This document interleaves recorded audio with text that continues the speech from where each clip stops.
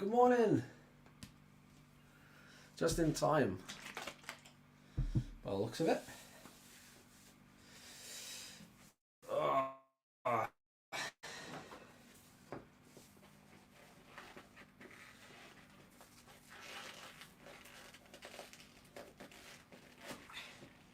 Domestique duties. Got some family commitments today, so no full event for me. I won't be able to complete the Uber, but there are certainly individuals on this ride who are trying to complete the Uber in a PB time. I think I'm right in saying some are even doing it for the first time.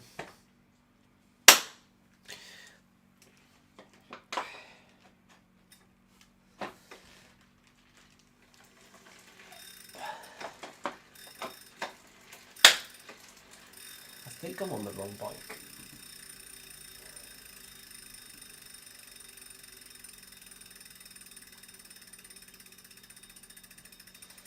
Let's see here. Quick bike change.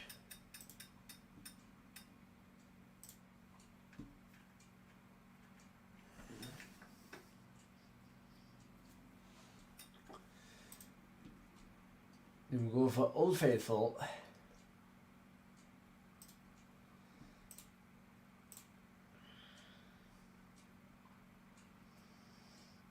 Cool. The full route, the full Uber Pretzel is over 120 kilometers, so it's a long way. It takes, anywhere between, I don't know, what's the fastest time? Like 4.5 hours, and for most people it's definitely over 5 hours, because of course you have the Alp at the end to finish. Morning Bert, morning Scott. The weather is horrendous today, but it has been for the last couple of days.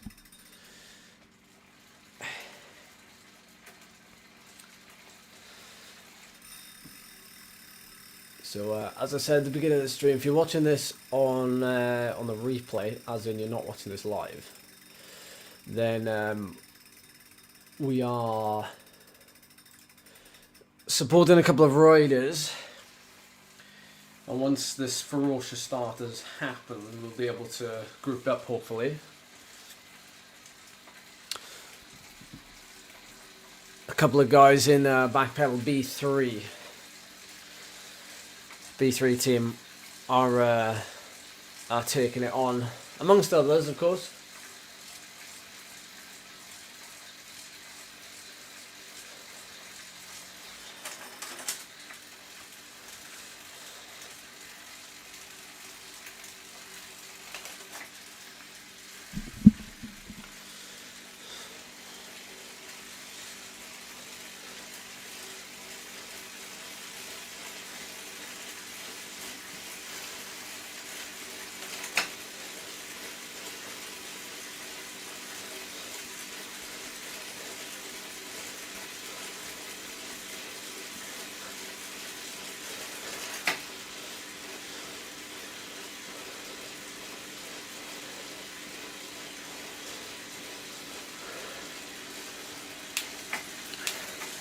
Morning, Matthew.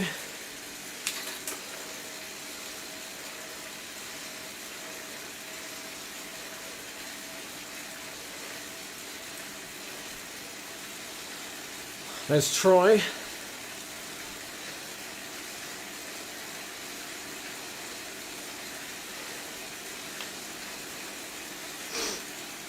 So I think Jonas is doing this. Ben Kirby. Mark H21 on Discord's doing it. I think little Ian is doing it as well.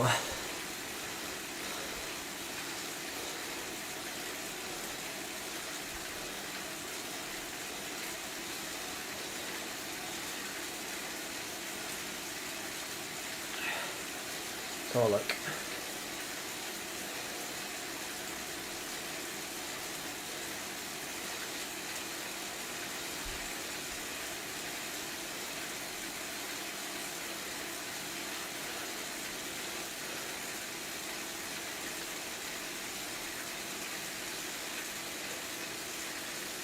We got Mick in here, we got Jesse, Jason Kane, Pritchard's here, Philip Dix.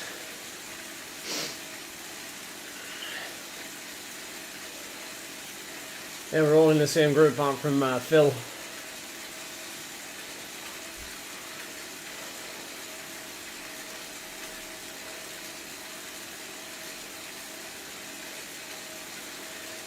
Got a nice little update to my streaming setup.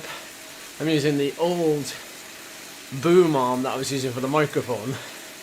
It's been in storage for like the last year. I completely forgot I had it.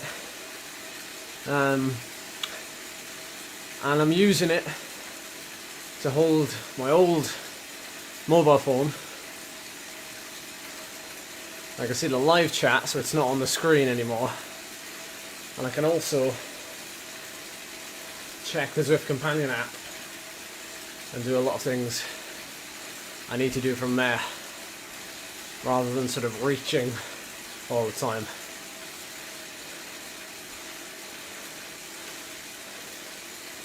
Anyway, the 60 of you in the chat, who's doing the festive 500 then?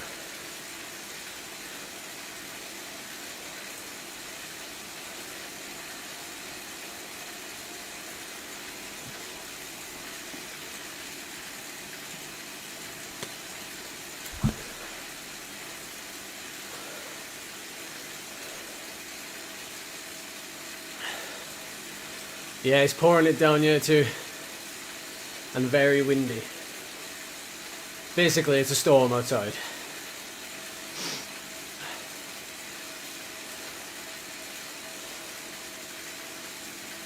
Well, I think so, Bert, but it depends how fast you go, doesn't it? I mean, it's a 4-hour loop for, like, only if you can do the Alp as quick as possible. It's very much like, apart from the fact you don't have the Galibia and stuff in this, it's a good practice for any kind of Grand Fondo that has a massive mountain at the end.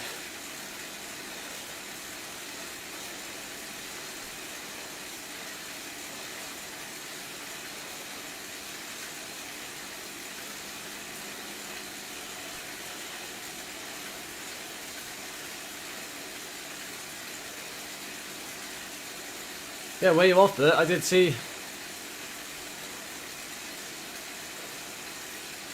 Nice one, Martin.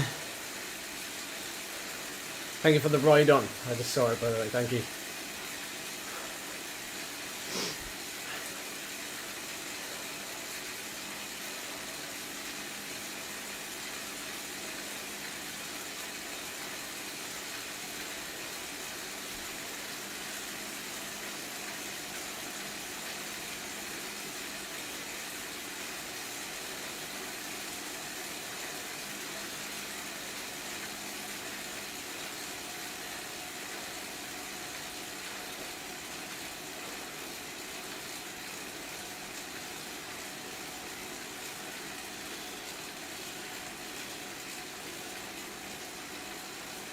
Oh, thank you, Patrick.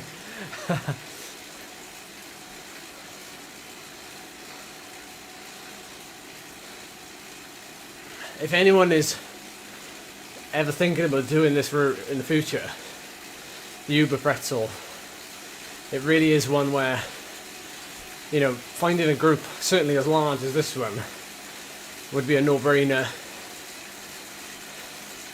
if you want to do it as fast as possible. You know, if you want to do it with a small group of mates who I know have done in the past, I know mates who have done it in the past, you know, and they've tried to do it in, you know, sub 5, sub 4.5, whatever your target is. I think it's a great way to get, you know, teamwork.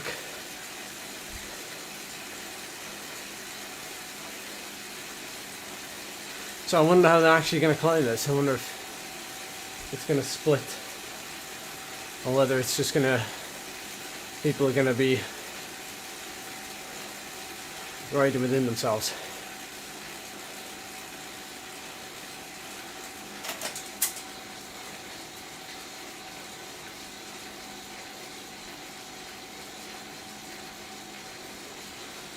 Well, there we are then, Scott. You just answered my question.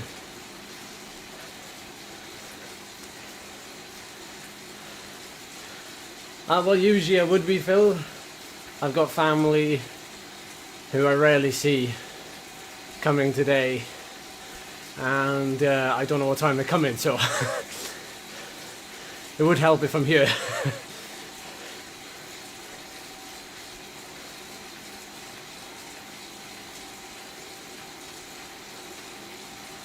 This thing on my arm, it's my heart rate monitor. It's the Wahoo Ticker Fit.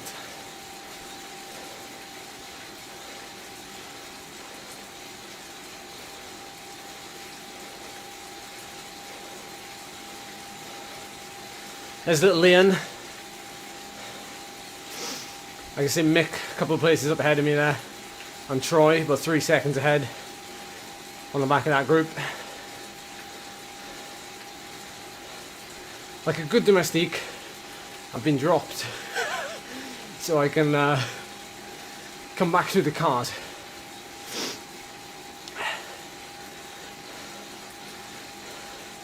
If you're wondering why I'm taking it a bit easy, I have actually had a cold the last week.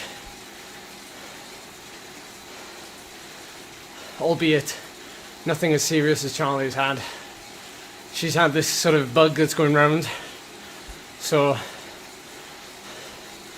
I'm coming back from that. You might be able to hear in my voice a very small tiny bit, but I am definitely over it. That's all I've been doing, if you're wondering, is hours on the bike at a very low intensity, because we always go off of the below the neck, above the neck symptom approach. So all of my symptoms have actually been, well, above the chin actually. They haven't even touched my neck. But because of where I am, and because of the time of year, I'm just doing volume anyway, so.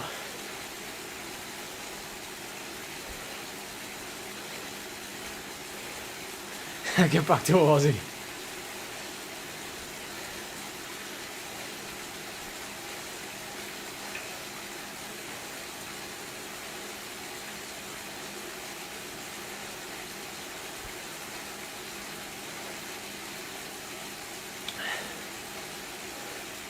This is the Uber Pretzel.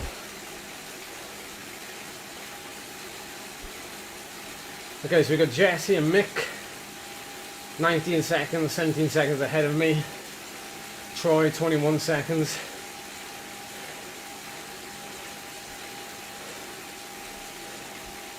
So, we'll see now.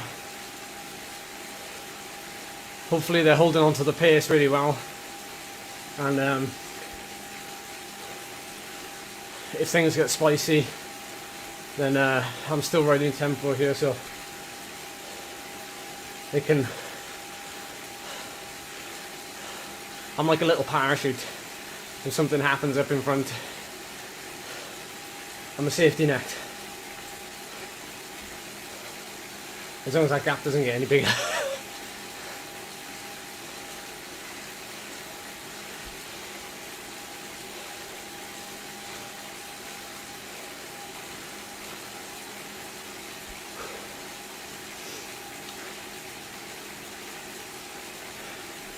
We'll check back in with that in a second.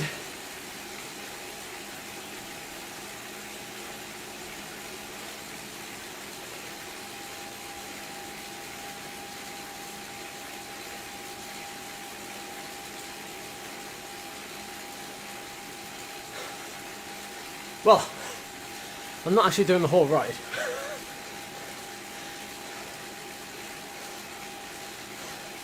I have family coming. Because it is that time of year when family tend to visit.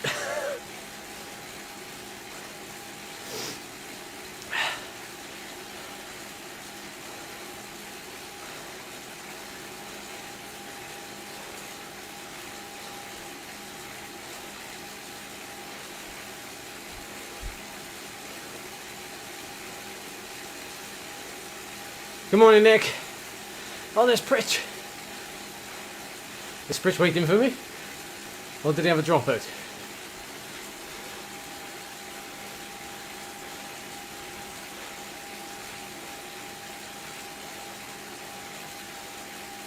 It starts to thin out here now. Any of you who have done this climb, which I'm sure everybody has, especially in a race, it gets very thin here. As people have gone over threshold for that first section of the climb, and they've been recovering a little bit on the bridge, and now they've had to go again, and this is where the splits come. Nick, it's like a storm brewing down here. Genuinely. Very nasty weather.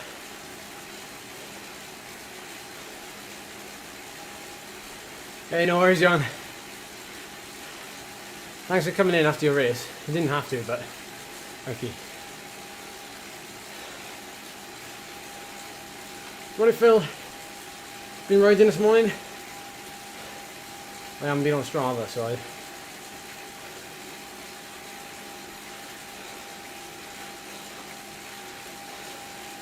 Okay, there's Jason ahead of us.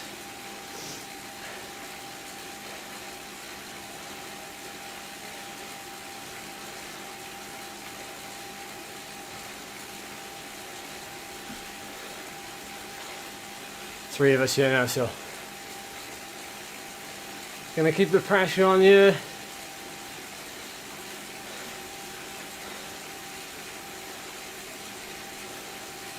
On 50% trainer difficulty, if you're wondering how my power's so smooth, but we are going uphill anyway, so it should be fairly smooth, I'd hope.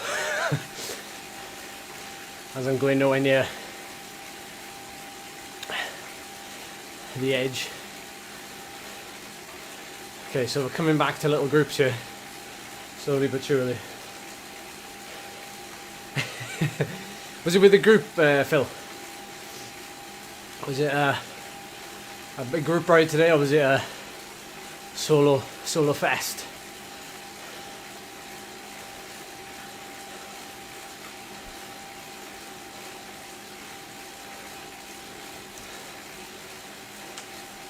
Shame about the dropout. Thing is, when it happens on a climb out, you just hemorrhage time, don't you? Let's check in with the group here. So Mick 7 seconds in front, Jesse 6 seconds, Troy still up there, but looks of it 35 seconds in the front group.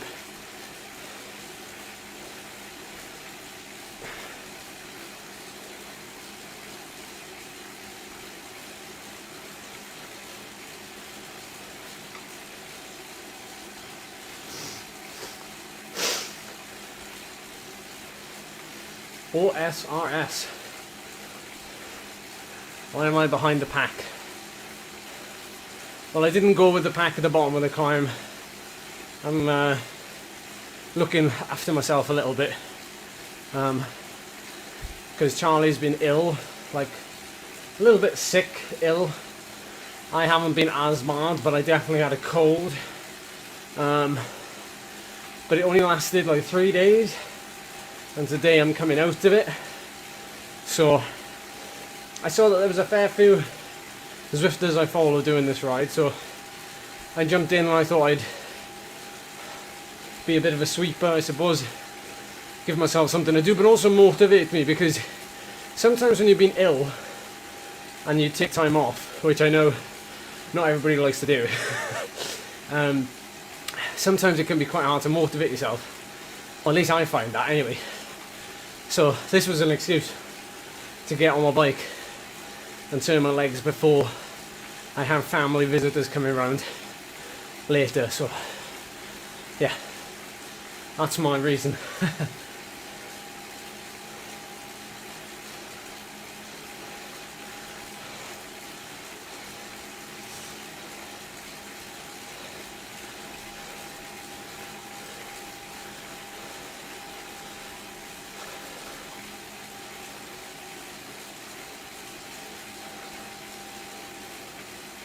Salut!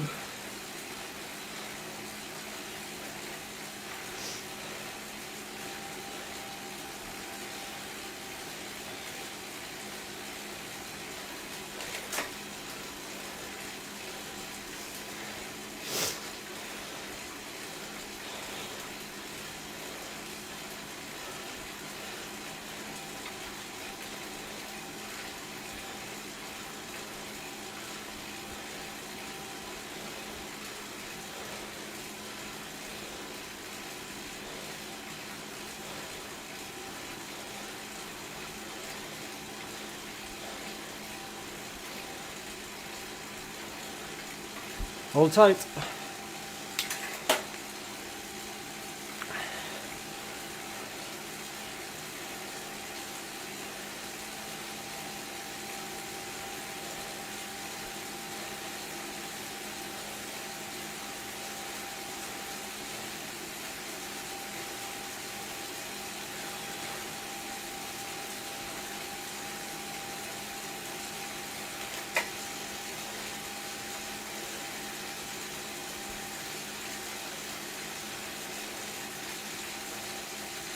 Oh, that's a nice big group we got there now.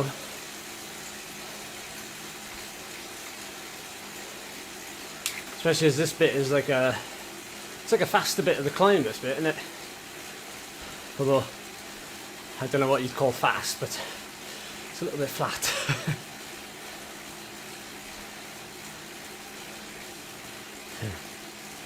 Yeah, can you tell by my breathing? If this was recovery, I'd be able to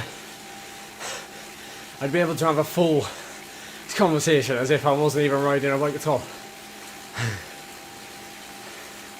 Phil knows.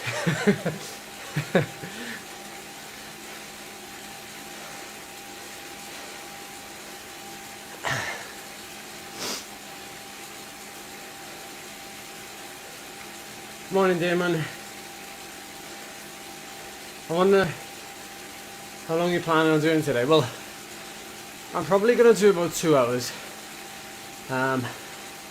As I said just now, I'm not going to do too much. I'll do a solid 2 hours like this with a group and you know, give them a bit of a pull on the flat roads and hopefully stay with them even on the radio tower, so I can do that. Yeah, I'm not going to do the whole route.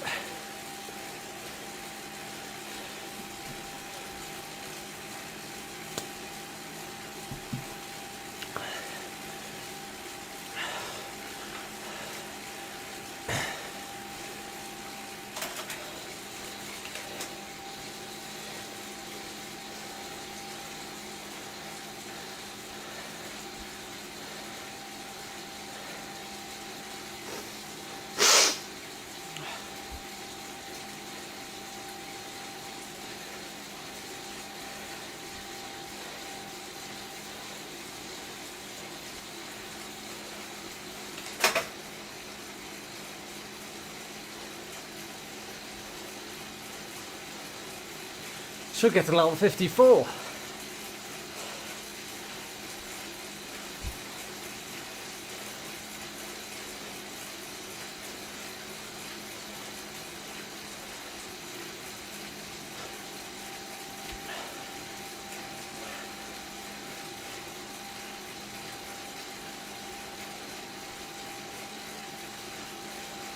I mean, regarding zone 2, has it been recovered? I mean, on all serious note, some people think zone 2 is too easy. I have this conversation on a regular basis with people who I ride with locally, and my answer is it all depends on how long you're riding for. Because zone 2 might feel dead easy for an hour, but how does zone 2 feel for 8 hours? But, you know, it's all a little bit, yeah. You know, we've got lactic thresholds and all this stuff as well now in today's society. So some people bash me when I still refer to the zones as the zone 1, 2, 3, 4, 5, etc. But you know, it's a bit. It keeps it simple, I suppose. Everybody knows roughly what they mean. So, oh, my heart rate's going up. Oh, sorry, John, I missed you. Do you do morning rides fasted? No, I don't. In fact, I avoid fasted riding wherever I can. Mainly because I know how awesome carbs are. But also, like, when I'm training so much, maybe not so much now, but when I'm training so much, those carbs are super important, and I wouldn't even bother cycling them to a certain extent, because you can't. If you're trying to get 600 plus grams of carbs in, you almost can't. you almost can't say, oh, I'm just going to get them in the evening, because 600 grams of carbs in the evening is ridiculous and almost unachievable. So it's quite a serious thing. Once you do it, like once you fuel with a ton of carbs versus fasted, I think, well, not even versus fasting, I think if you just a couple of why is it so hard to talk and ride at the same time? Been riding with some local riders recently, and they don't eat on 3-hour rides, and they say, you know, I've got plenty of fat to burn, and I think it's a bit of an old school mentality to like not eat, or like, you know, not and I said to them, try eating even 60 grams of carbs an hour on your rides, and you'd be like blooming heck. Sometimes it's not even for that ride. You think about how that compounds day on day. If you're riding or racing every day, all of a sudden, you know, your performance is not so much capped in a way.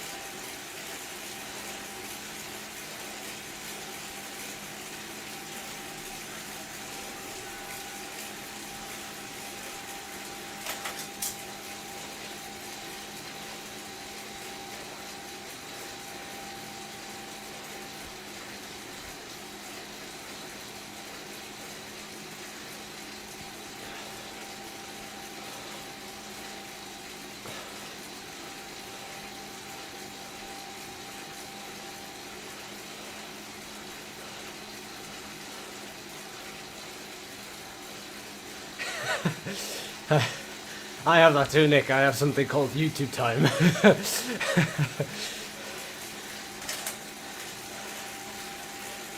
Thank you for watching the video, by the way. It's off the back of the Tom Pidcock video, which is really kind of, I don't know, it's overshadowing the the coffee video. I was like, I told Clifton Coffee, I said, I won't upload these videos until Christmas time, just to, you know, give people something different, but also, you know, it's coffee, a little bit festive, I suppose, but yeah. And then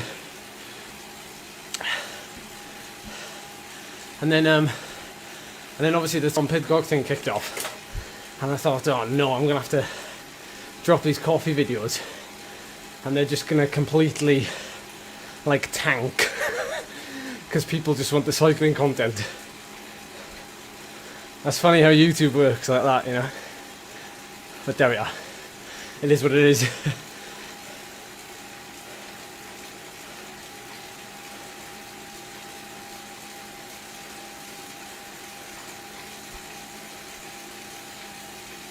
Choose the trainer for my power. Sorry, I've just seen that question. Yeah, that's it, Ethan, that's it, yeah. I know you've sent me a few as well, buddy. Awesome stuff. Biggest blob.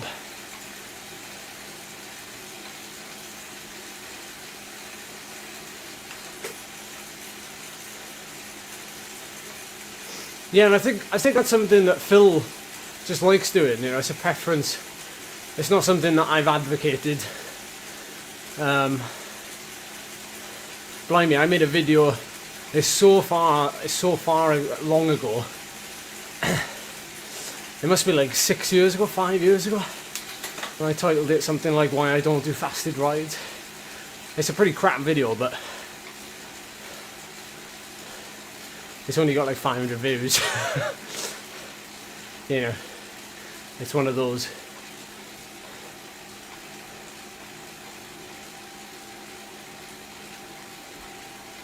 Yeah, it's true, Phil, but you know, in all honesty though, you know, you wouldn't know unless you've done it. You know, unless you tried eating 100 grams an hour, for example, all of a sudden you have this whole new world that's opened up to you. It's a pretty strange, you know, pretty strange thing.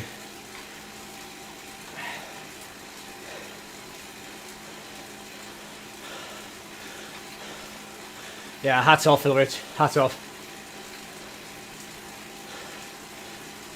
Incredible. Good job, my man. What brand of power do I use? Well, I've got a Wahoo kicker, but I'm using, when I'm outside, a 4i left-sided power meter. What's my FTP? It's estimated right now as about 350. About. It's probably 5 watts either side of that, but that's not something I worry about right now. I'll worry about it when I need to pace an effort, you know, or climb or whatever in a couple of months, and I need an accurate number to base that effort off of. That's the only reason why I test nowadays, to be honest, is to know what I'm capable of doing, so that I can use it to full effect, basically, to pace something. I don't really use the FTP to train per se. I still prescribe my own training based off of it, but I'm still a little bit, for a certain extent of it, to a certain extent, I'm still a little bit going, you know, I'm going to go fairly easy this day, and we do something fairly hard this day.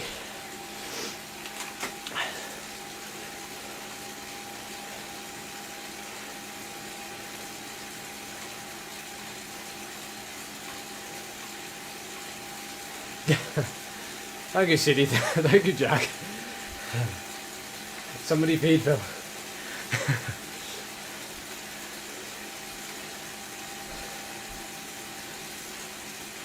Okay, here we go. This blob has certainly got bigger. Have a look now where we are. We've got two. No, we just got one rider in front of us now, Troy. But I think Troy is currently doing a ride that's worthy of the front group, or close to the front group. He's 2 minutes and 20 seconds in front of this group. So keep going, Troy. Great work. I'm going to stick you there with.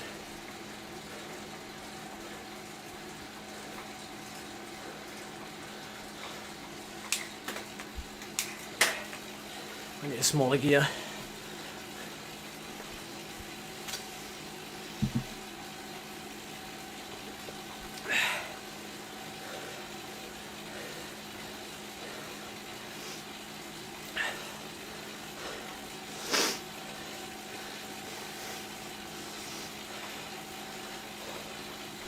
I'm going to have to concentrate here now because the speed difference can be quite substantial.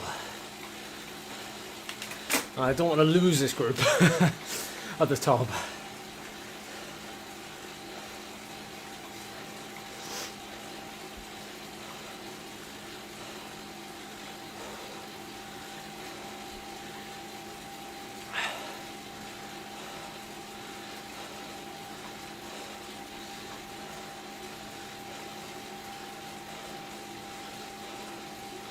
Some solid efforts going down here, 4.5 watts per kilo plus.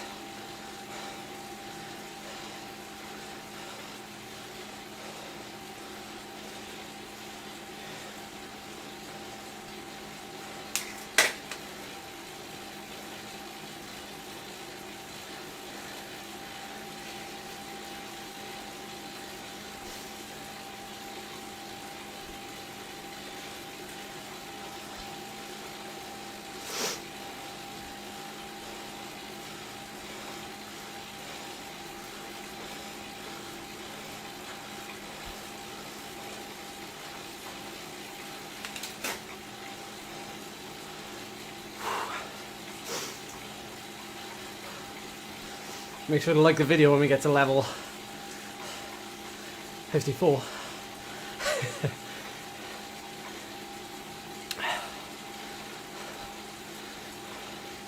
Here we go.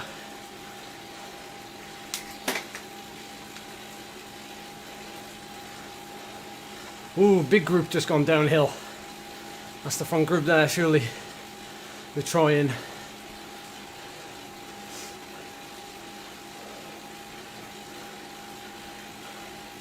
John, I think we've been in this flat for like 2 or 3 years.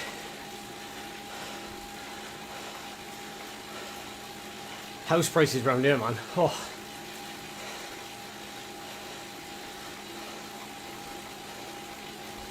Say no more.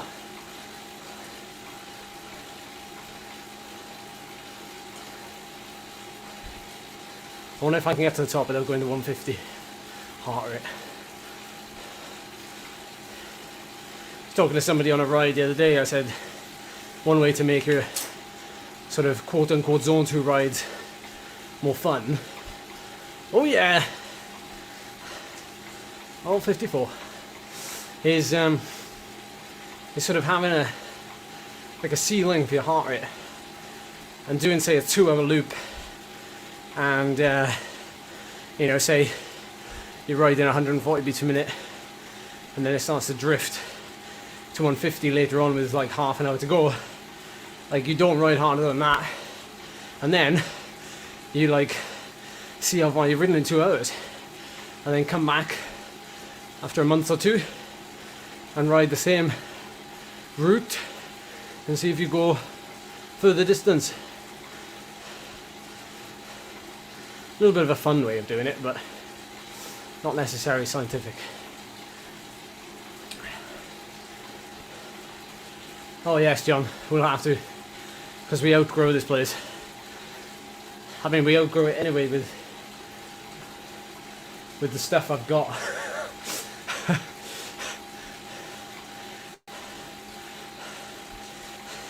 To be fair, we've done well considering what we do have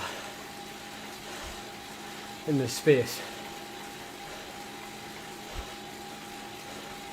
Purple Cow, what's the recommendation for improving 30-second to 1 minute power? Well, anaerobic capacity or anaerobic stamina, effort primarily, if you're only focusing on that. So, I mean, you can Google both of those terms, but in effect, you're just doing, say, you know, 8 1-minute repeats at basically maximum.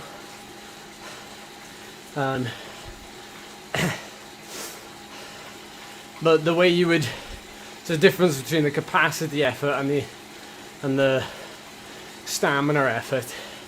The capacity effort would virtually be flat out, but you'd have a little bit longer recovery between the intervals. This is what you would call the old-fashioned hill rep session. So you just smash it up the hill, turn around, come back down. But you'd modify the rest period. So yeah, like I said, capacity would be flat out. So you'd have a little bit longer rest, and then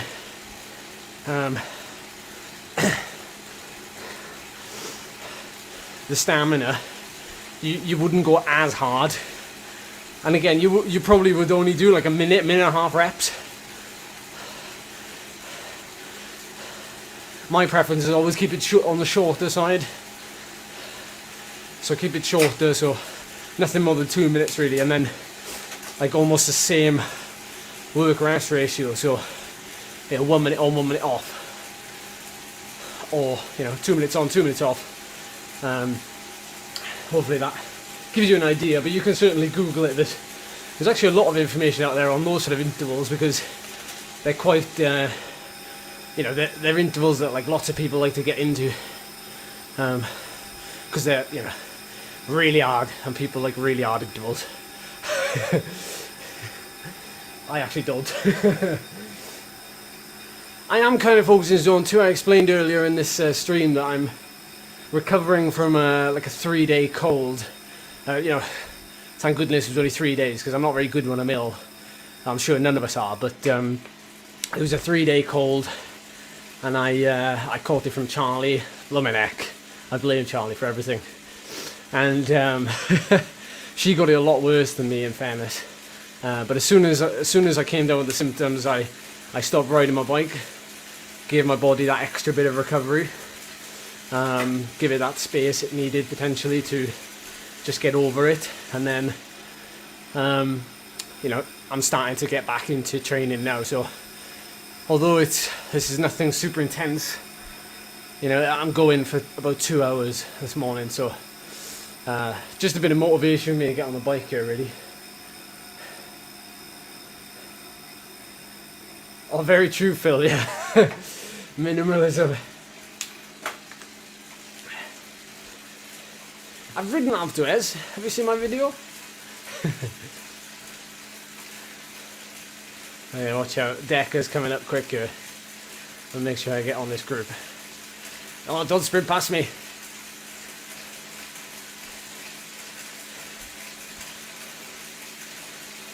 I'm going to have to kick hard up this bit anyway. I can't. Unfortunately, I'm going to have to brake. I'm going to have to break the green and blue code. So when I sprint up here, I'm going to have to make it count. No faffing, full on sprint. I'm either going hard or going easy.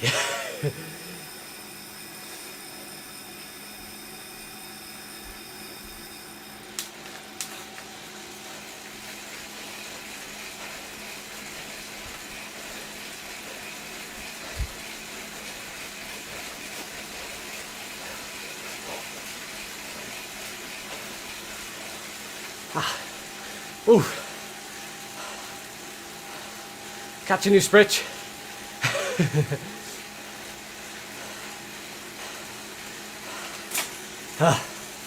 Ooh.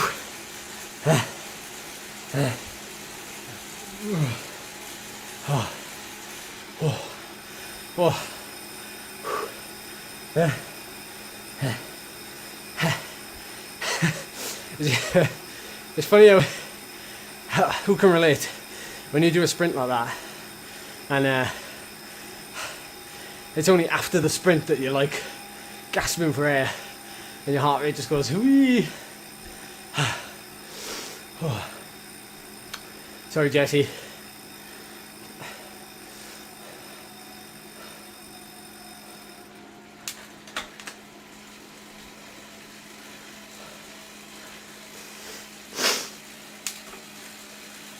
Find out where everybody else is. We've got a bit of a gap now to Mick and Jason.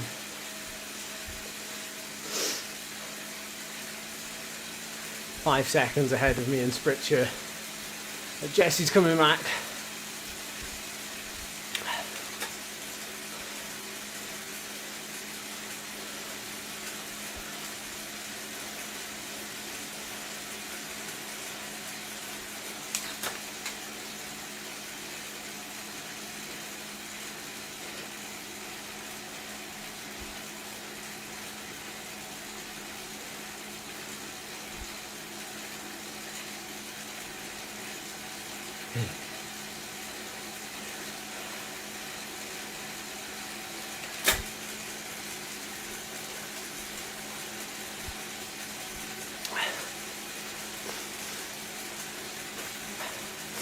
Oh, we're not going to the... We're going to the jungle. Oh no.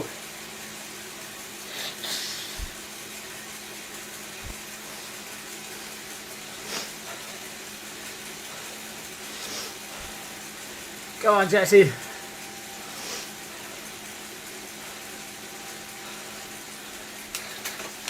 Maybe I'll wait for Jesse actually.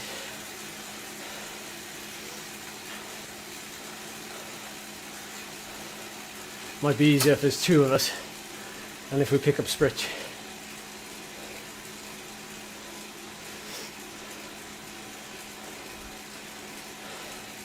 How do I change bikes really quickly? Anybody remember? Help me out.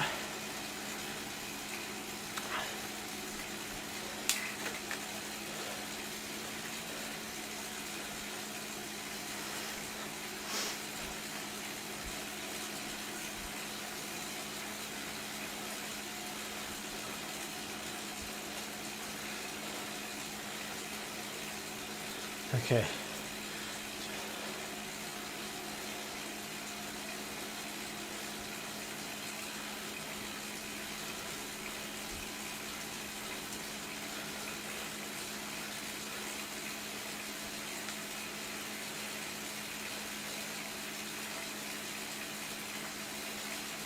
Press A to come around to stop, T to access garage.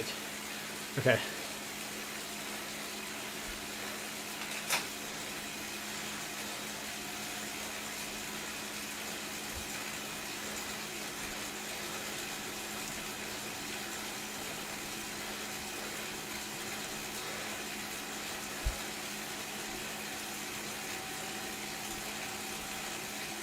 Okay, A, T, escape. Got it. Let's just get to the top here.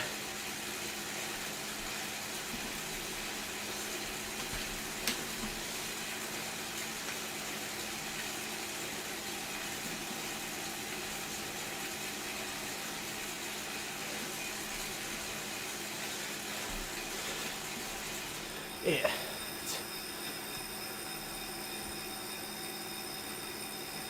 Ah! Why doesn't T work?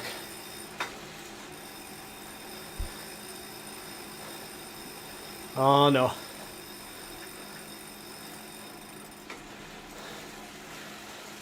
Well, that was a bit of a palaver. T didn't work. Oh, you did it the wrong way round. I did A, T, and then escape. That's the way you wrote it, Robin. You said A to the parent screen, escape to leave a T for guys. Oh no, you did write it the right way. My bad. Okay.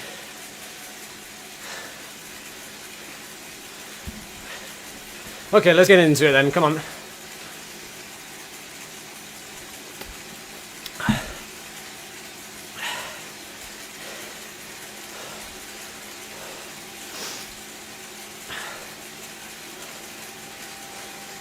Not quite, no. Oh well. Have to see if we catch up now.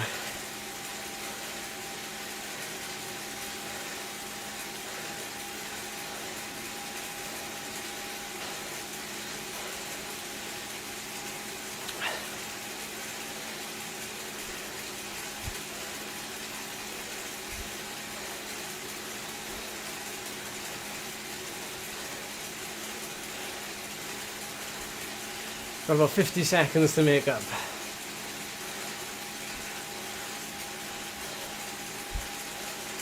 Here we are, the gravel.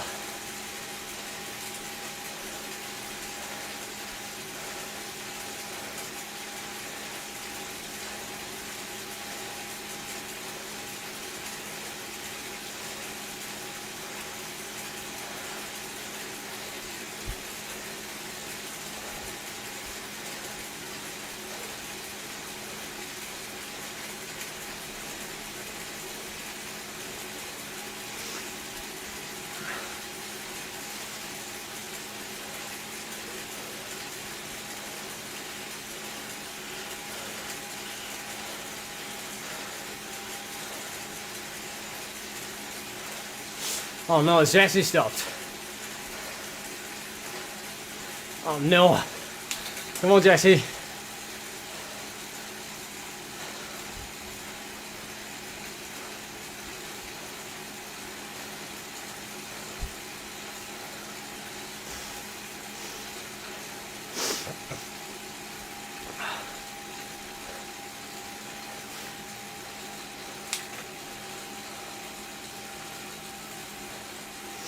Come on, Jesse.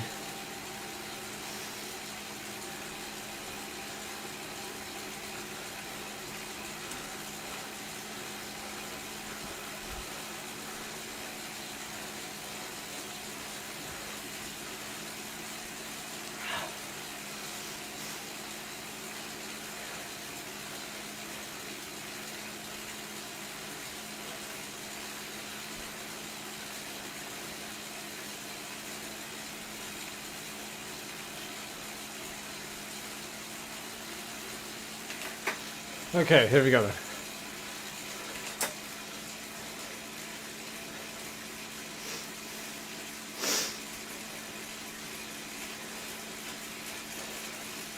Oh, he's on a gravel bike.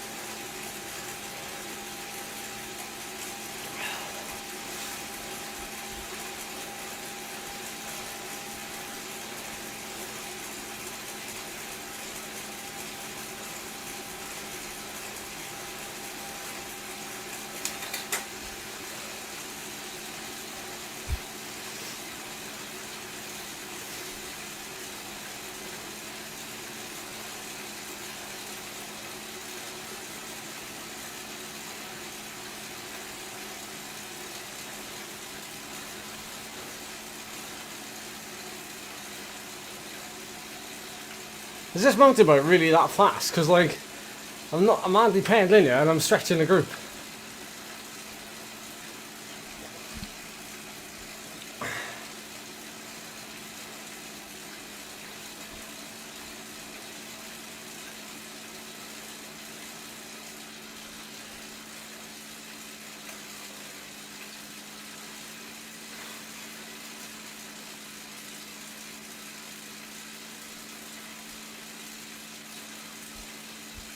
Blimey, it's incredible. Then.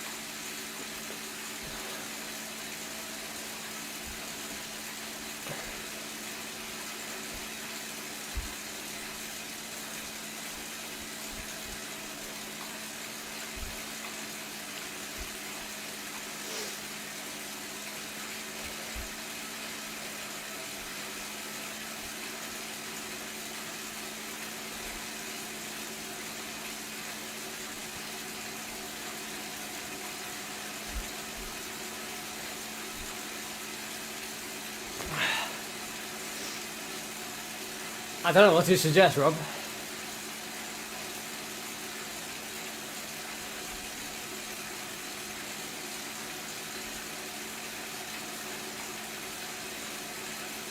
Three different bikes.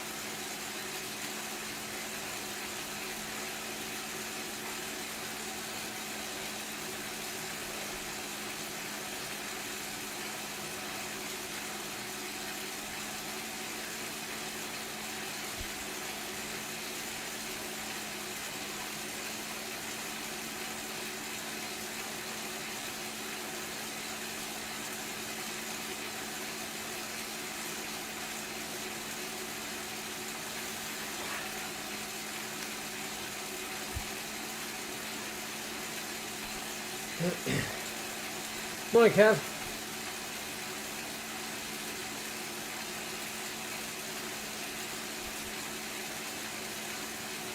Yeah, I think I'll opt for the Tron.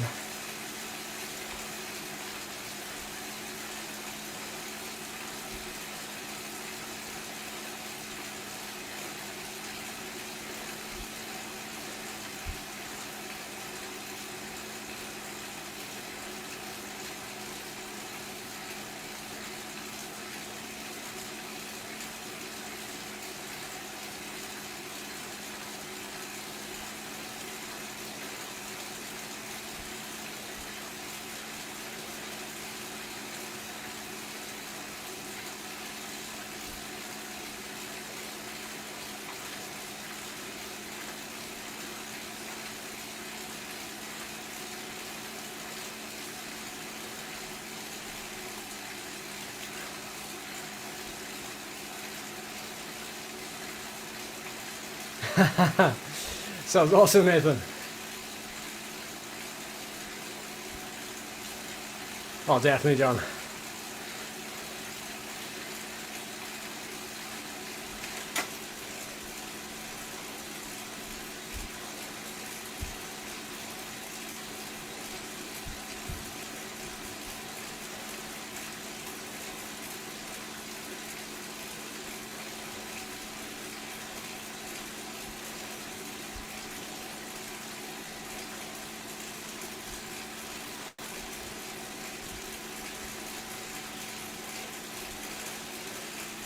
There's the back of Spritch's group, just up there.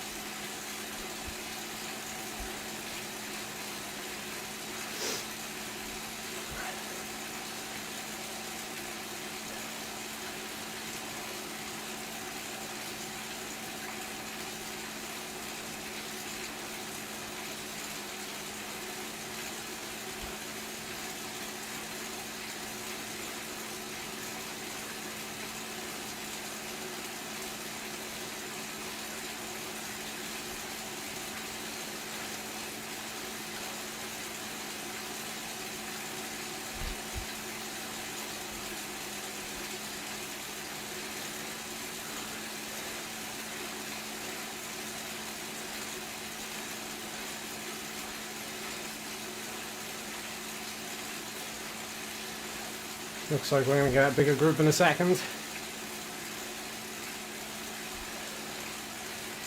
Spritch and Patterson will be a good addition.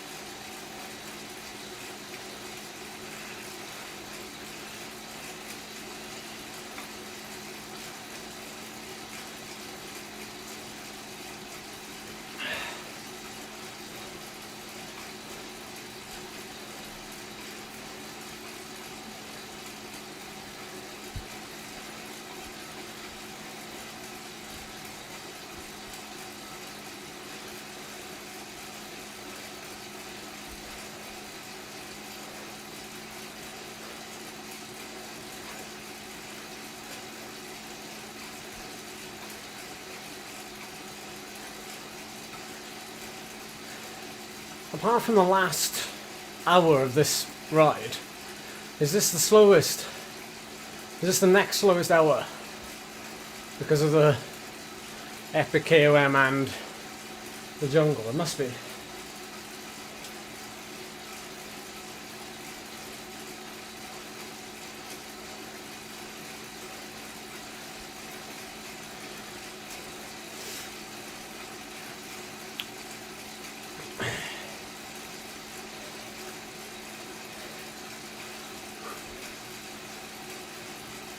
That group in front is splitting up. It's doing nothing for their draft. Just means we might catch him quicker. There's a handy sized blob there though.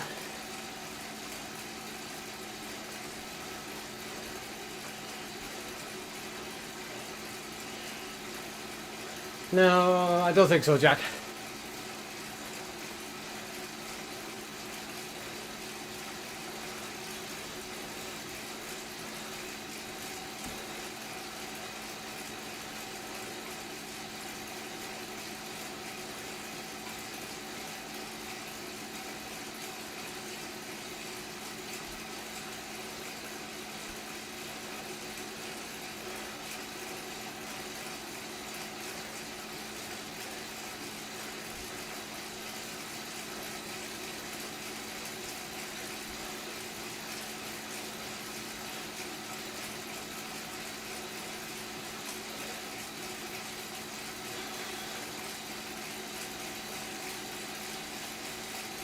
Yeah, yeah, I remember that. I remember Crash Bandicoot.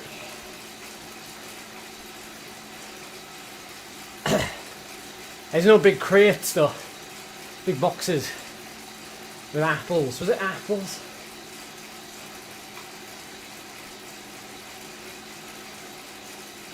Good question, Karen. I see the entry opens New Year's Eve, doesn't it? Or New Year's Day.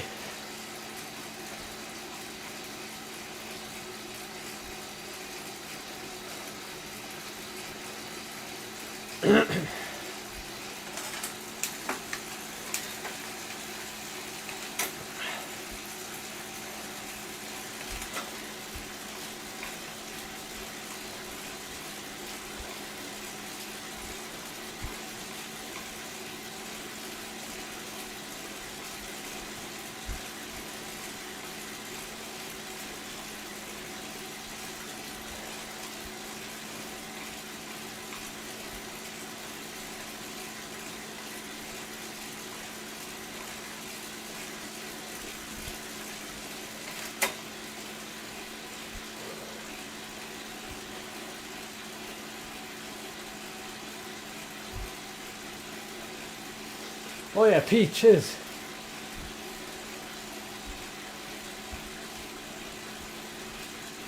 Escape tea.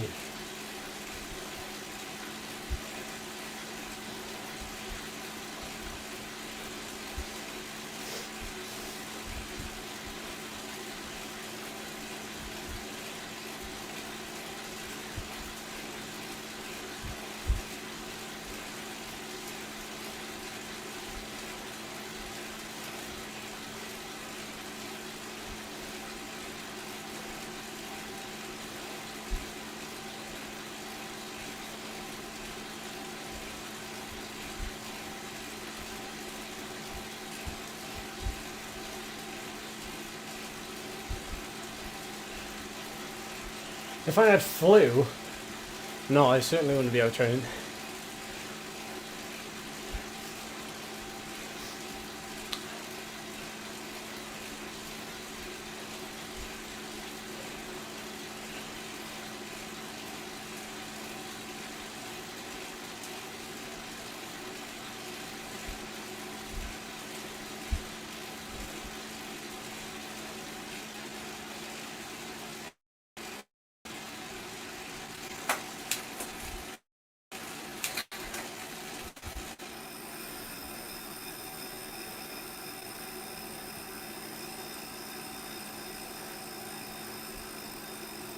Ah!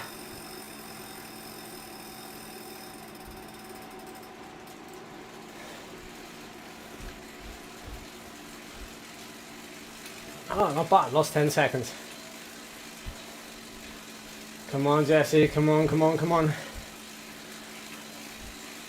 Oh, what? I can't do.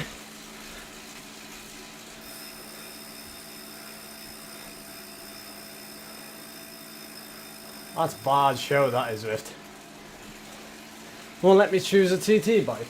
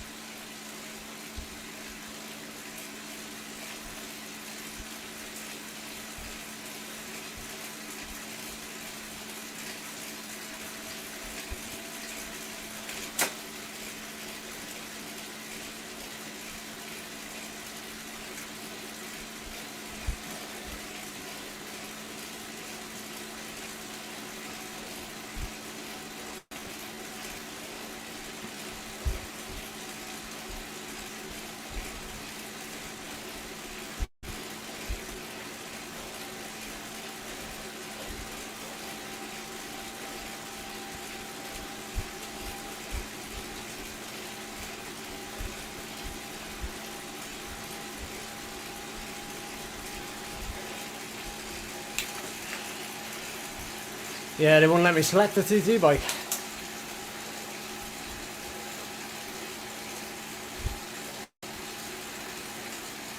Hi, Karen.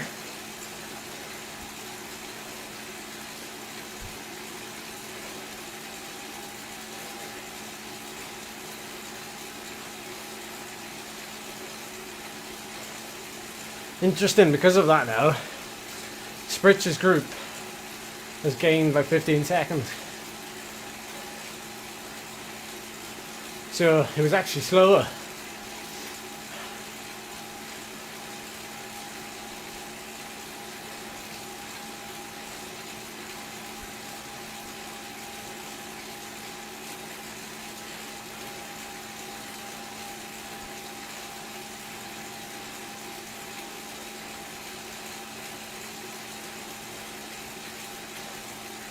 I think I would have aspirations, John, if it finished up a big mountain, or if it did like this loop, like the Uber Pretzel.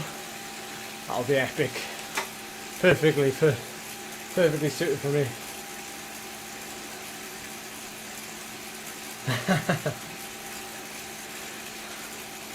Hope you're well, Karen.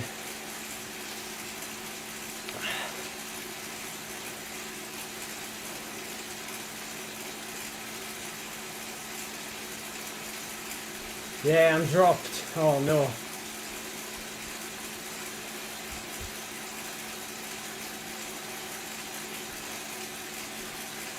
Ed Laverack 2022. Making getting dropped normal.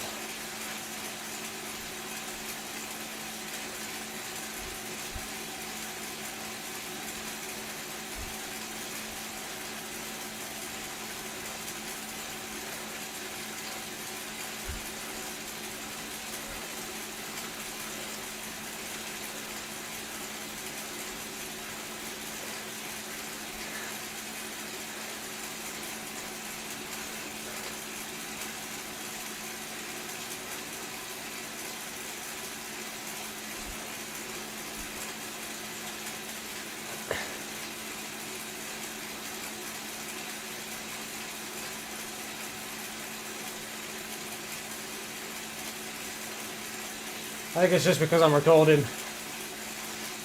It is full screen on my... It's full screen what I'm seeing. It's because it's live streamed though.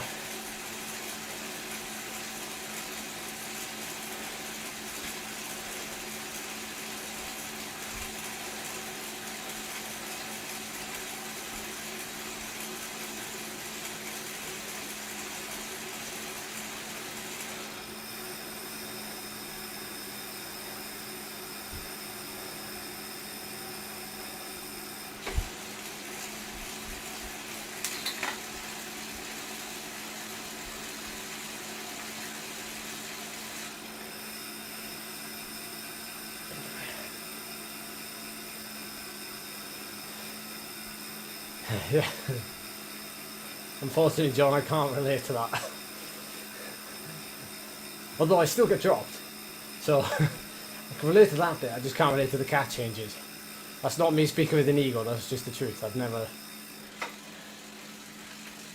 Because I didn't start Zwift. Like a lot of people, in all fairness, a lot of people started Zwift as that was their first step in their cycling journey. Like before they even started riding outside, a lot of people just started riding on Zwift. And so, obviously I came to Zwift as a, well, what was then technically a pro, so. But I know 100% what you're saying. Somehow I do, well, I don't wish, but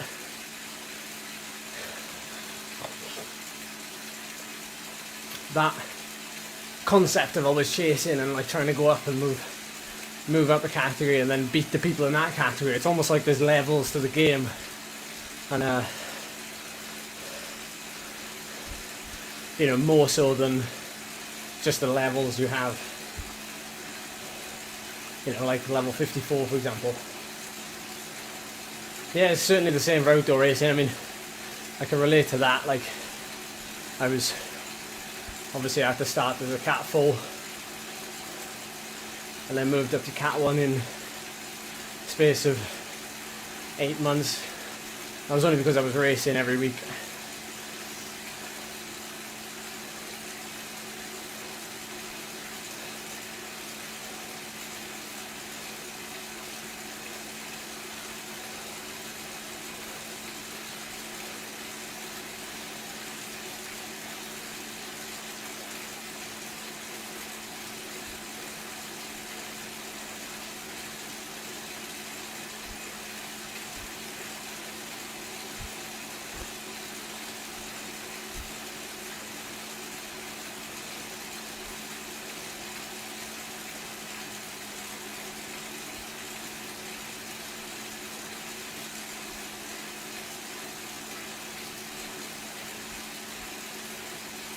When you say Red Walters.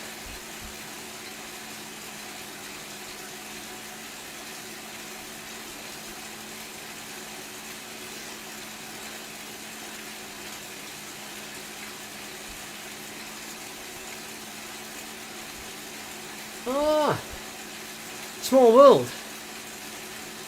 So what's your history then? So when you say you were kids, you were in school together or something?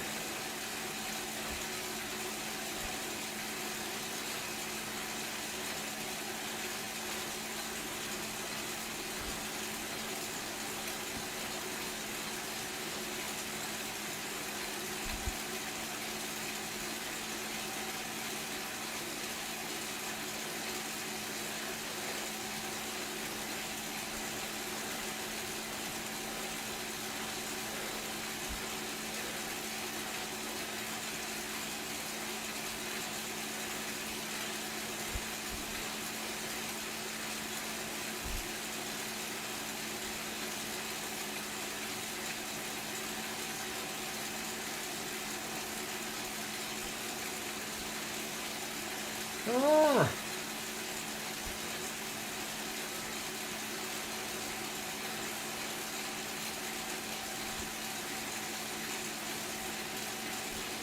What island? One of my you have to excuse my I'm completely oblivious.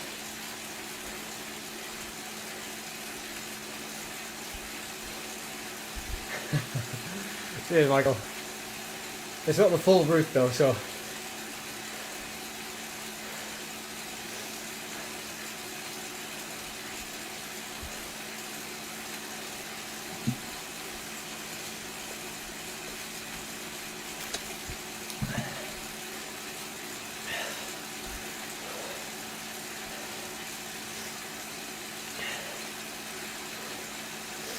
Oh, the Isle of Wight.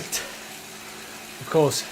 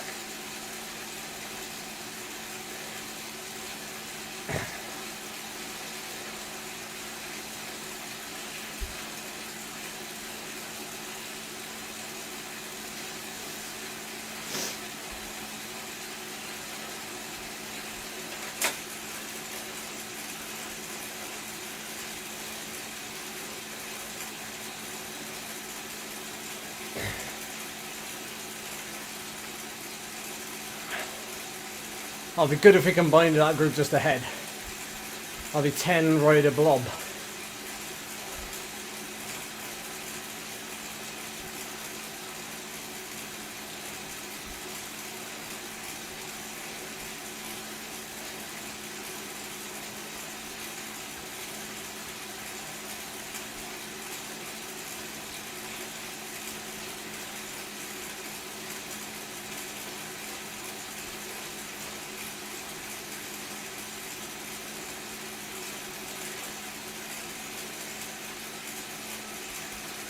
My plans for 2023, says Jack, get myself a motorhome and drive over Europe. Yeah.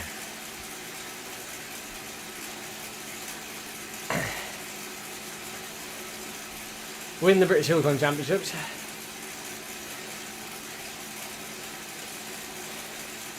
Put on a couple of unofficial events all over the place.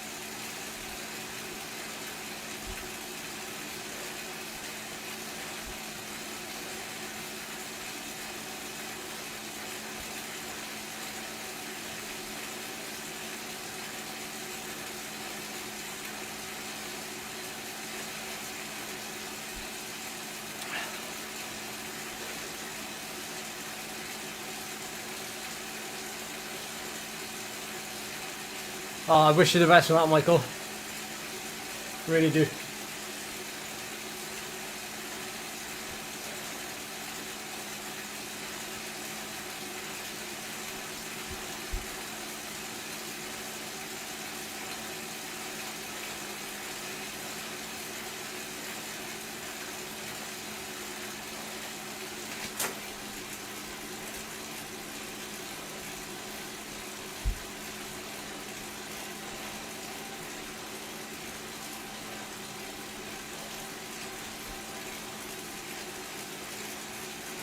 Come on, sackle up, bro. Yeah, we'll give it another go. Why not? It's motivating.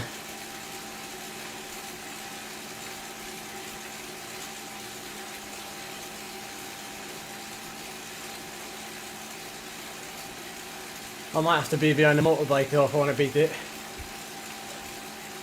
In which case it would make a good video, but I would delete the ride.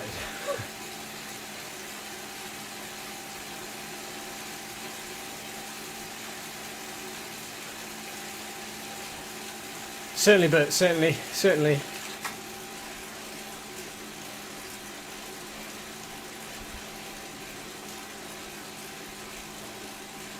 There we go.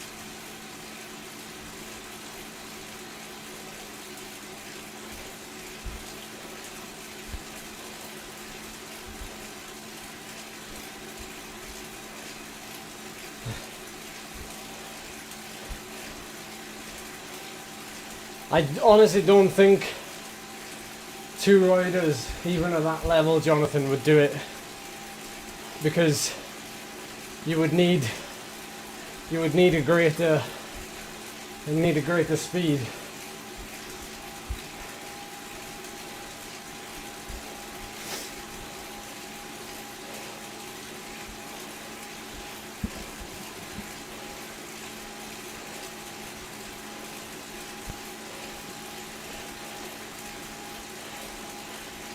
Trouble is, if I do it with Andrew Feather, whose YouTube channels are they going to be on? CCN or mine?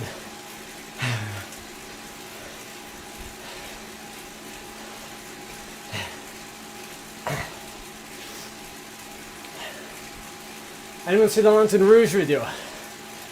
Fair play to him. Actually linked and everything to my video, which is very, very kind of him. Free advertising.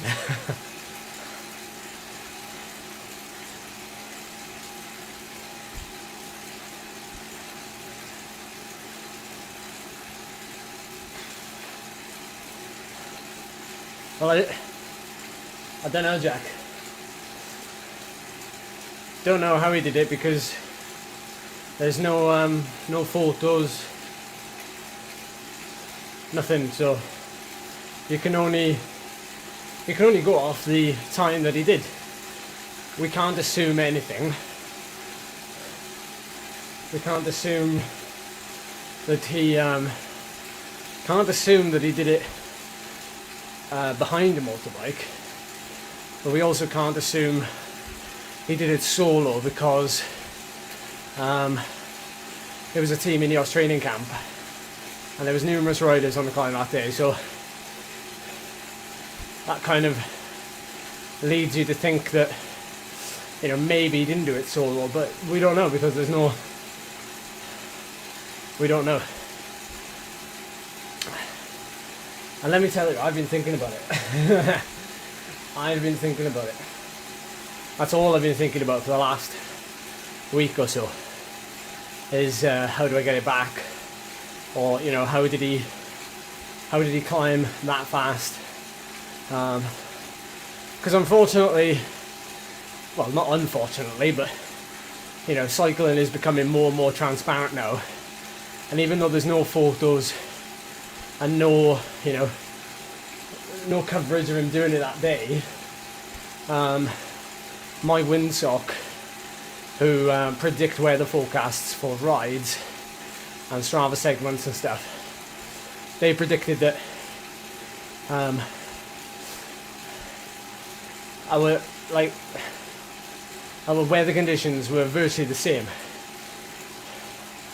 In fact, my day was 1 second faster than Tom's. And then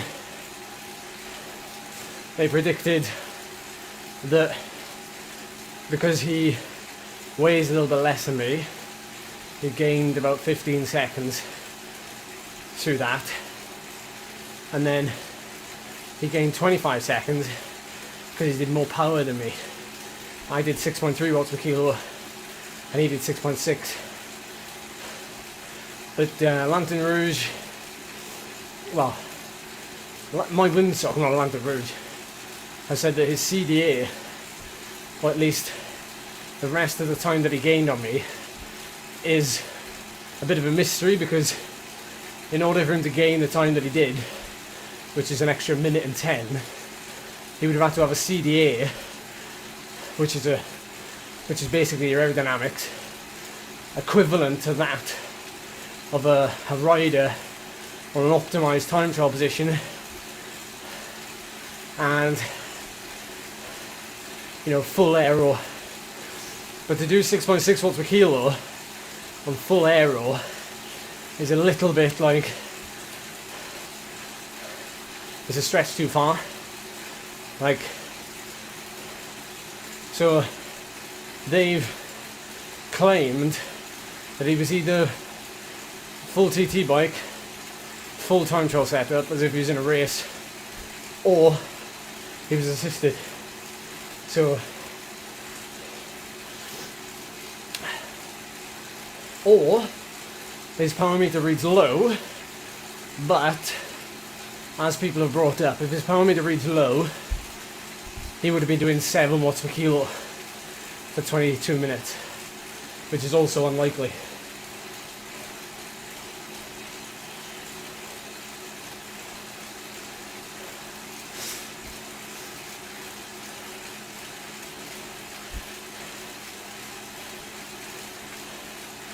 But as I said, all we can do is speculate, because there's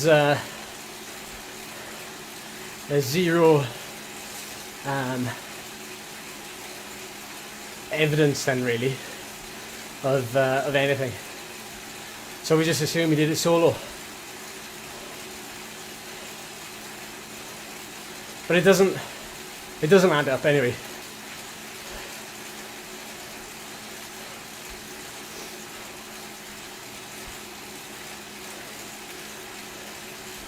What tickles me a little bit is that, you know, most people, especially pros, and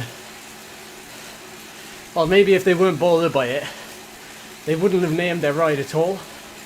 So I'm intrigued by the psychology, because Tom did name his ride. He named it Cyclist over KOM, as if he was actually out to get it. So that then leads you to think, well, if he was out to get the KOM, he wouldn't do it behind a bike, because, you know, he should have belief in himself that he could easily beat Ed Laverack. Or so you'd think. Maybe, you know, like I said, we don't know, it's all speculation, but maybe maybe there is that doubt there. It's good though, because what this has done, this whole thing is, it's obviously helped, like, it's helped me no end, because I've been able to go to my sponsors and say, look, Tom Pidcock's taking the KOM, which has given us, you know, even more exposure, and, you know, I think how it might open the door to other things, like, you know, obviously Factor with Israel, the Israel team, but whether it, you know, who knows, like, I get to go to the next Ineos camp and witness it and document it, and do you know what I mean? Like, it could provide that opportunity. It probably won't, but like that's how these things could. What goes around comes around a little bit, and we'd get Pidcock on the channel. I mean, he wouldn't be the first. We've had Sonny Cobrelli. I'm just talking crap now, I think.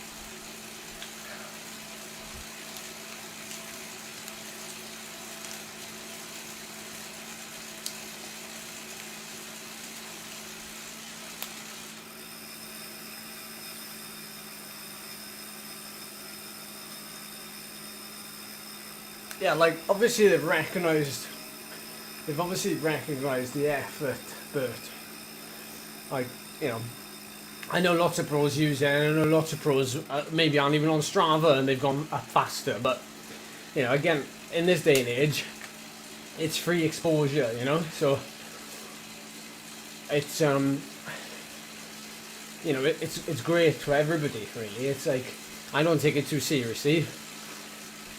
It's part of the fun of riding a bicycle, you know, and being able to ride it that fast uphill. But I think, you know, acknowledging the exposure a little bit, and like, yeah, it would blow my mind if, you know, Tom or any of the Ineos guys watched my cyclobber videos prior to going out there and doing it, you know. They probably haven't, but like a man can dream. And that would be pretty flipping epic.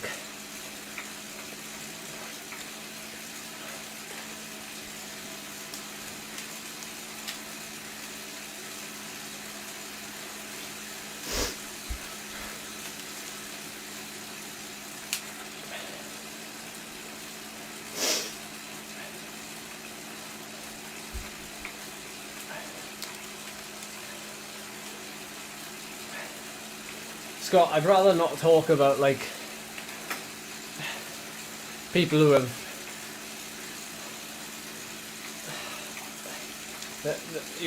I don't even bother dignifying them with an answer.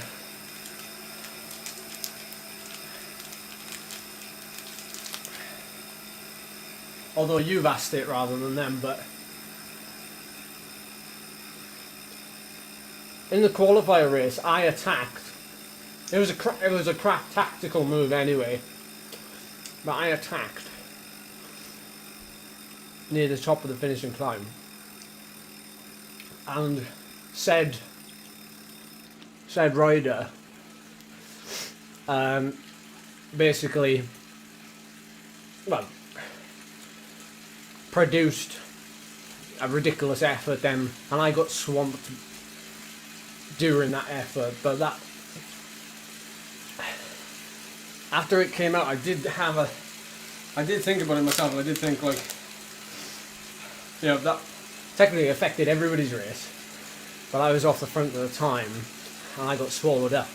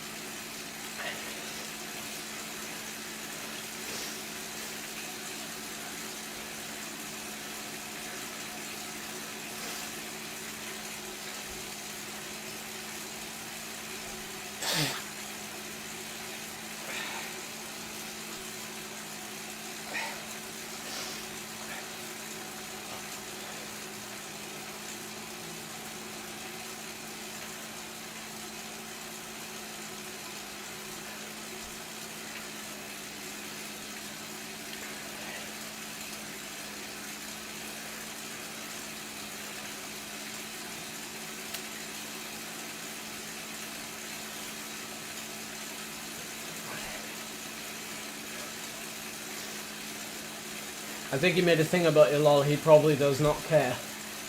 Doesn't care about what, Andrew? We're bouncing between subjects, so...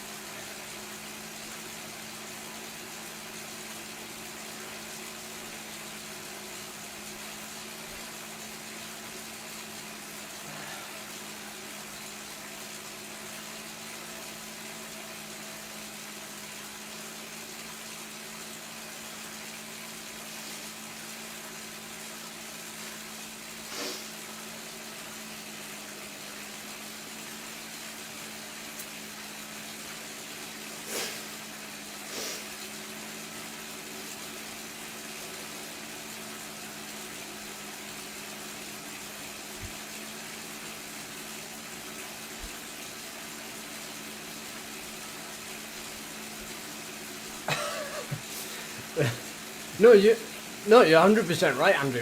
You know, I think there's both sides of the coin. Like, I obviously don't think he cares. Like, it's only a KOM, innit? Because I know there's tension between you know, I guess more cyclists, when they say, oh, that guy just scores for Strava KOMs, or that guy, you know, at the end of the day, Tom's a Grand Tour stage winner, and he's also an Alpe d'Huez stage winner for that. So he's a quality cyclist. And, you know, Sacrobre KOM will not rank anywhere potentially on his list of achievements. But what you can acknowledge is how that KOM is perceived now. It might not have been, you know, necessarily, but at least now, you know, Tom has raised the profile of that KOM a little bit, and has made people talk about it. And I think acknowledging that is part of it. It doesn't matter if it was the Sacrobre KOM or if it was the you know, Col de Rat, if that's how you say it, in Calpe. You know, I think you know, it's the exposure that still has given him, because I've been watching, I don't know if anybody else has been watching cyclocross races the last week, but every time he's come on the screen, you know, the commentators have said, you know, oh, showing his climbing prowess, he's been showing how strong he is recently by doing, you know, this effort up this climb in Mallorca. And I think, you know, I've been a bit surprised that they've mentioned it, because, you know, at the end of the day, it is only a Strava KOM. But obviously, you know, there's obviously the acknowledgement is there, and I think the fact that, you know, if he didn't really care 100%, he wouldn't have named the ride. So it's interesting, you know, sports psychology is interesting.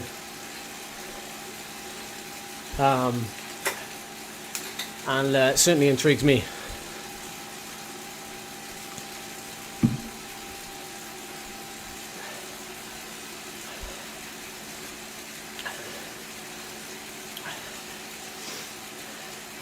Yeah, because I did say briefly as well that you know, I'm a firm. I mean, I've been inside the system, as it were, of professional teams, and I know that other teams, other coaches, they wouldn't be able to ignore what Tom did on Sacrobre.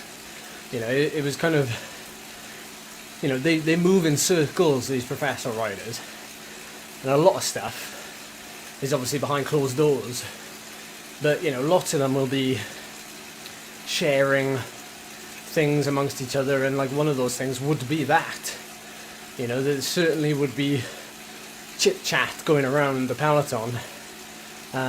Maybe not so much because the peloton's not rolling at the minute, but certainly in WhatsApp groups and everything else, you know, that Tom Pidcock has done an effort like that. And I think it's hard to ignore for the teams and for coaches, you know, even if they just see it and then disregard it and they just say, oh no, it's a load of rubbish, or, you know, we're going to ignore it. I think they've still seen it, or they still acknowledge that it's there, and that, you know, Tom is a class rider. Yes, we know that, but you know, something has led him to do that, and that's what you know, these teams have sports psychologists at the end of the day, and by playing on the media and by playing on circles that people are in and chit chat, it raises the profile of the team. And, you know, the next day the Ineos Grenadiers launched their new kit for 2023. Coincidence? I don't know. You know, but again, it's drawing attention to the brand. It's more than just the KOM.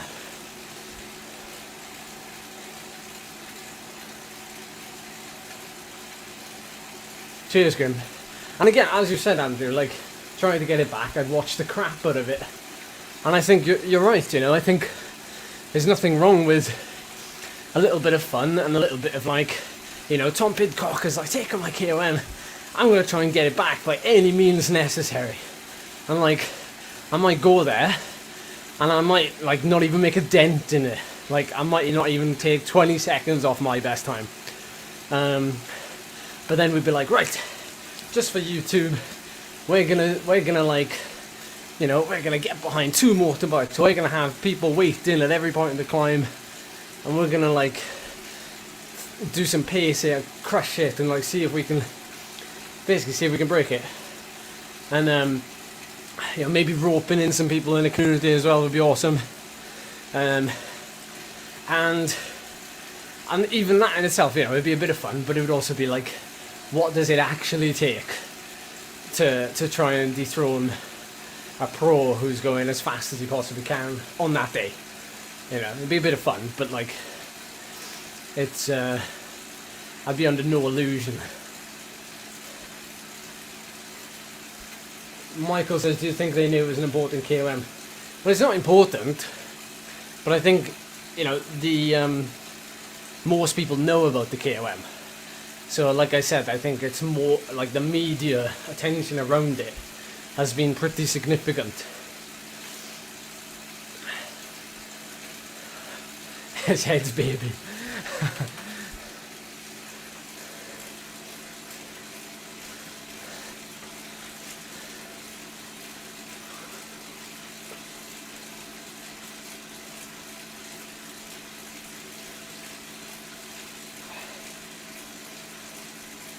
Yeah, as I said in my video, like, it's not very often you get a KOM taken by, you know, by a world-class rider. And so it now presents an opportunity to, you know, it freaking motivates the hell out of me, like, that Pidcock has gone for my KOM, regardless if he wanted it or not. You know, that I don't care what you think. You know, I only care what I think, and it motivates the crap out of me that he's done that, and that I'm, you know, gonna train and see what I can do back. You know, yes, it's fun, but it's motivating.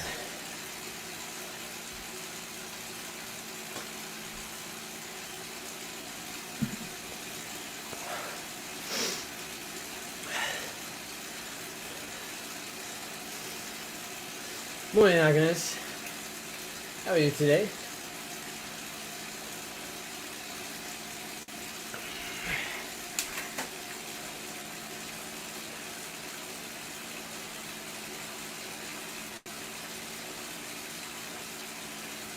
Morning, Liam. Morning.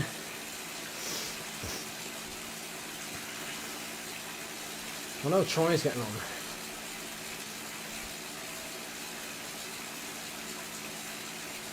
Troy is 2.5 kilometers in front. 3 minutes and 40 seconds.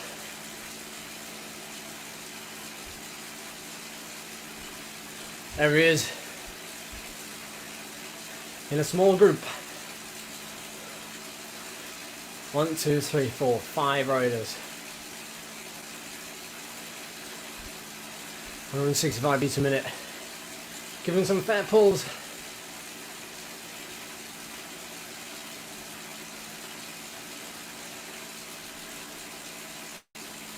There we go, back to me. Hey, it's pretty good having the companion app and everything here.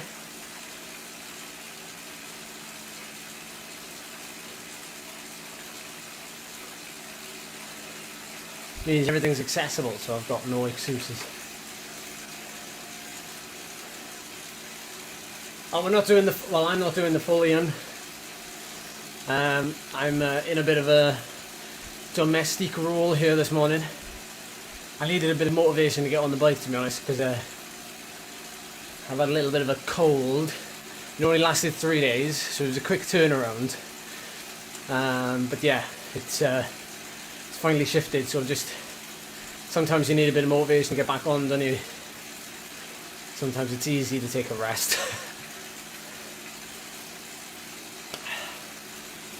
So I'm just going to do another 15 minutes and I'll be jumping off. Andrew, I reckon it's important. I'd love to have that on my resume, but him beating it shows how good your calm effort was.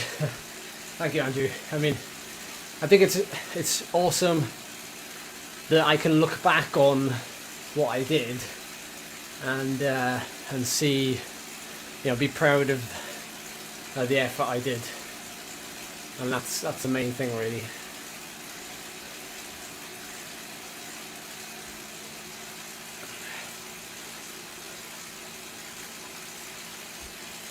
Yeah, we're gonna get halfway anyway in 2 hours. So.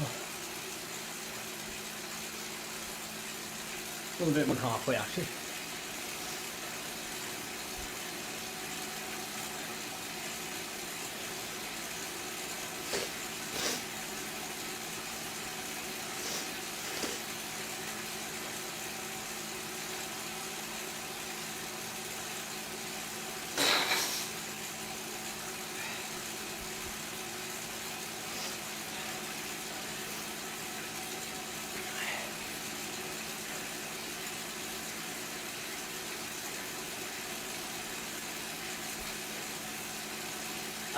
Well, I'm 50% into the festive 500 here, and I've just been riding with people outside, so my intensity's been very low, but I have been clocking up some miles, but not in any way, shape or form with intensity involved, so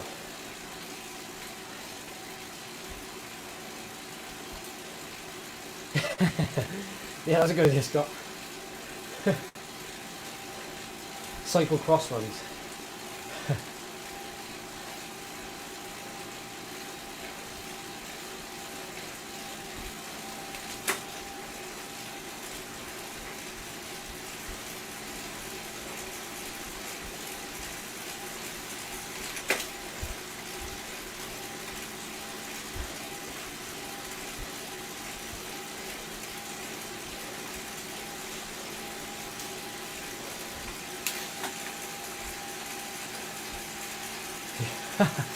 Just go after Tom's KOMs in 1 year.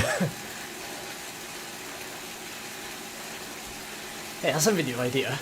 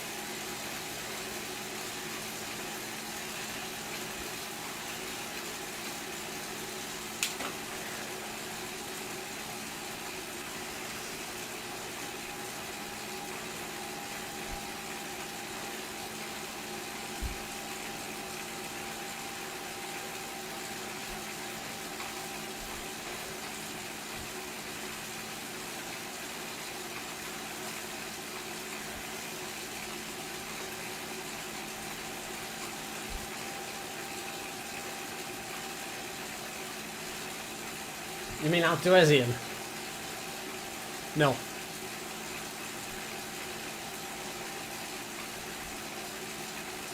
Now Sepp Kuss has it, doesn't he? I think. Trouble is with the Alpe d'Huez KOM is the final like 1 and a bit kilometres.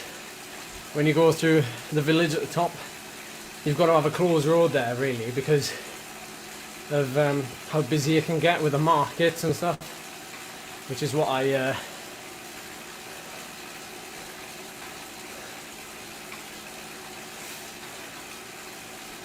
so unless you were doing it in an event, you'd have to go for the KOM that ended where the time trial ends, like the chrono course. Is it the chrono course? I'm not sure.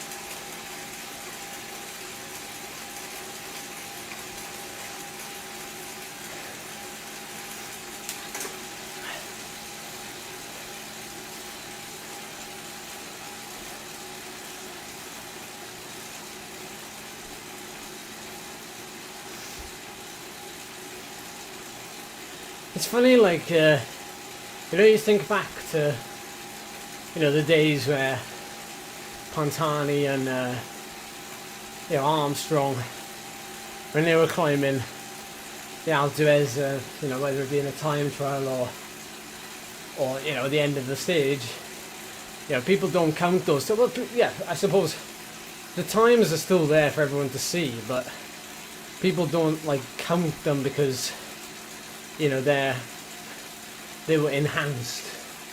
You know, they were enhanced riders for, you know, whatever they were on. They could have been on high levels of caffeine, but it's like, you know, I wonder how many people on Strava who are at, you know, a top level, you know, might be on anything that enhances them, whether they are on extremes amount of caffeine or painkillers, or, you know, maybe nothing to the extent that Pantani and that were on, but, you know, we always take, I suppose, we take it with a pinch of salt anyway, but that's where cycling has always sort of struggled, I suppose, when you talk about the pinnacle. You know, that's where cycling trips itself up sometimes with transparency. Well, like the Jiffy bag situation with Team Sky back in the day. You know, that was like, they tripped themselves up, or rather the doctor tripped himself up, you know, by, you know, not keeping medical records and things. You know, it's things like that. It's very, like, you gotta be very careful about what you do and what you don't do. You know, when you've got a sport that is fighting for its life for transparency.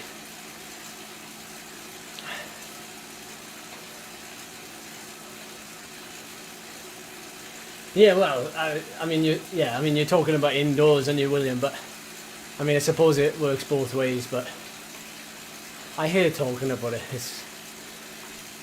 I keep my head down, try and do good for the sport by doing my own thing.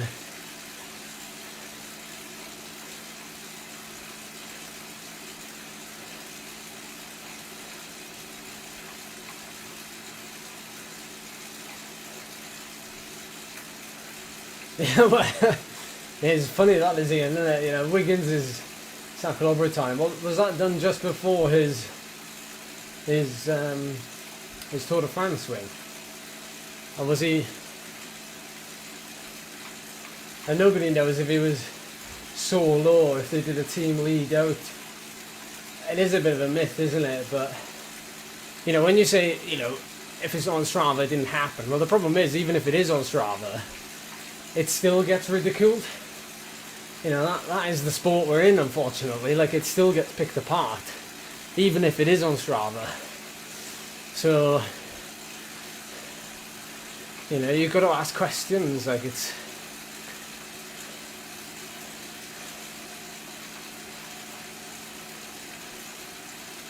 hate doing it, but there we are.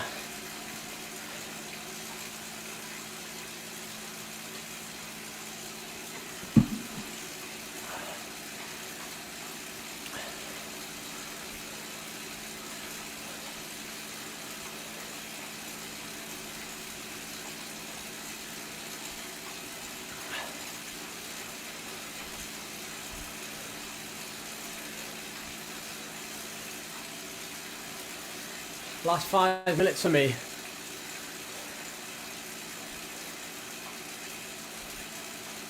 It's a long time since I've pedalled non-stop for 2 hours.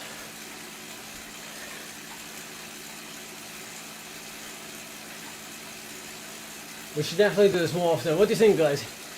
81 of you in the chat. Leave a thumbs up, leave a smile, leave just a comment. Yes. What do you think? We should do more of the Uber Pretzel streams We should do more like of races. Maybe we should do more Alpe d'Huez, Alpe de Zwift.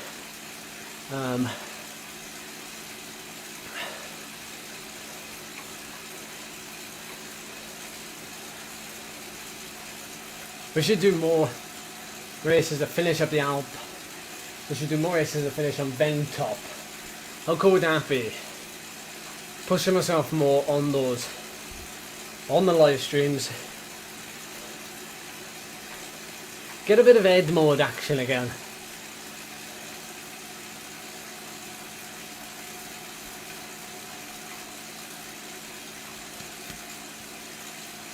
No, well, that is very true, Ian.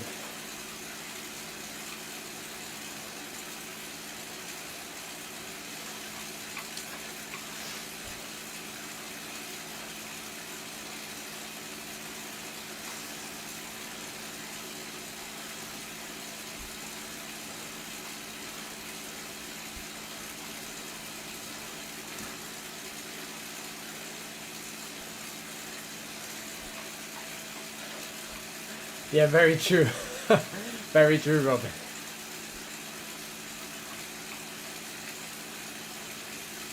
Have you seen my windsock thing, Bert? A healthy mix of both. Roger that.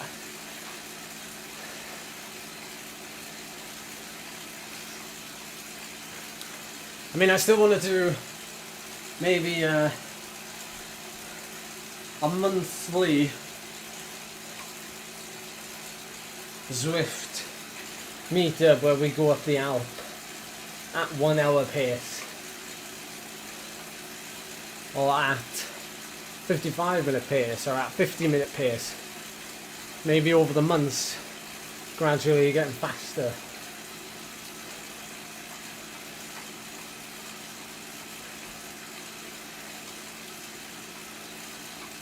Yeah. No, LR didn't talk about it, but because it didn't,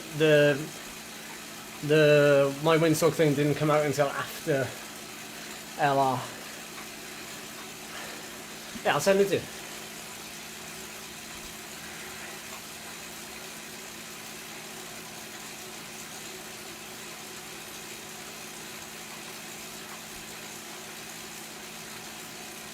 Well, in fact, I'll just put it in the chat. I'll put it in the chat, 1 sec. Here we go.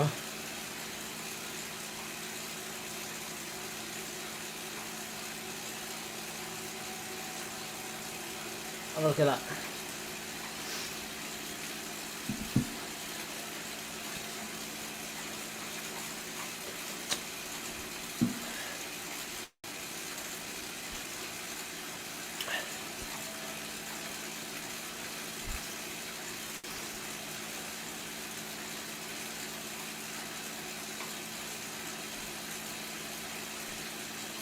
Right then, everybody.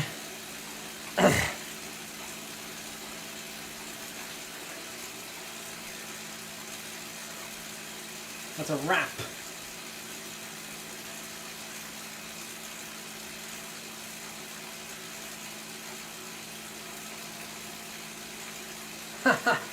On a pin roll. On ring brakes. I also would have gone faster if I wasn't carrying a blooming GoPro with me.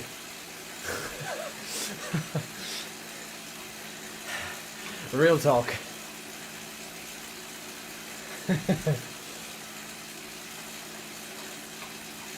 One more kilometre. What, for 69? You want me to go to 70k? Right, okay, I'll go to 70 kilometres.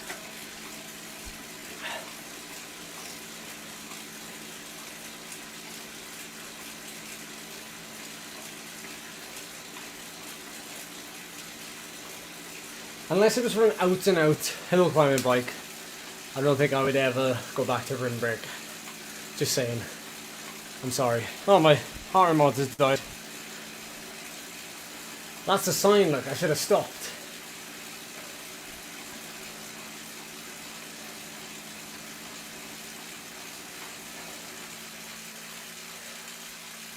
Oh no, now my fan's gone off.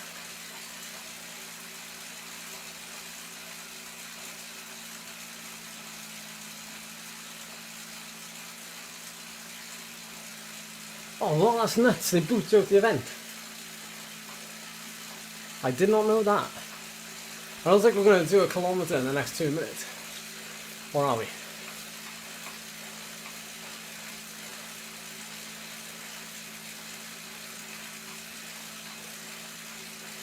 Oh, that is true, Scott. Well done, thank you. I'm absolutely boiling now though, because the fan isn't the fan isn't on.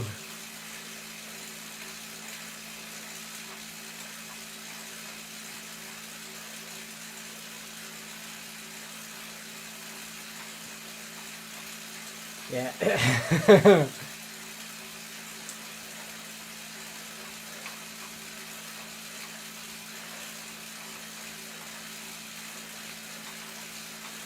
One minute to do 500 meters.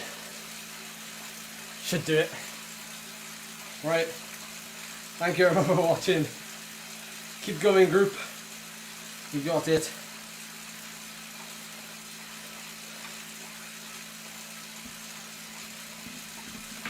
Whoop.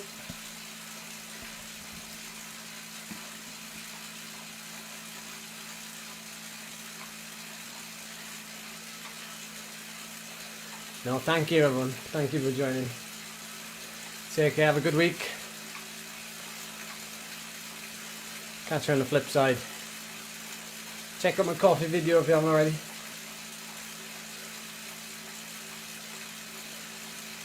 Yeah. Take this off air, Bert. 70k! Whoa! Yes! We did it. Just as we're getting booted out.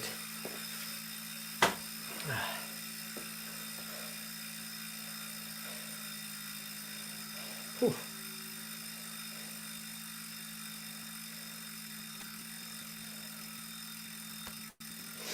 Yeah, definitely about the race and the goal, 100%. Like, it's good that we're able to do that now. And we have the facility. We have a good racing facility for me to do it as well. Awesome, guys. Thanks for joining.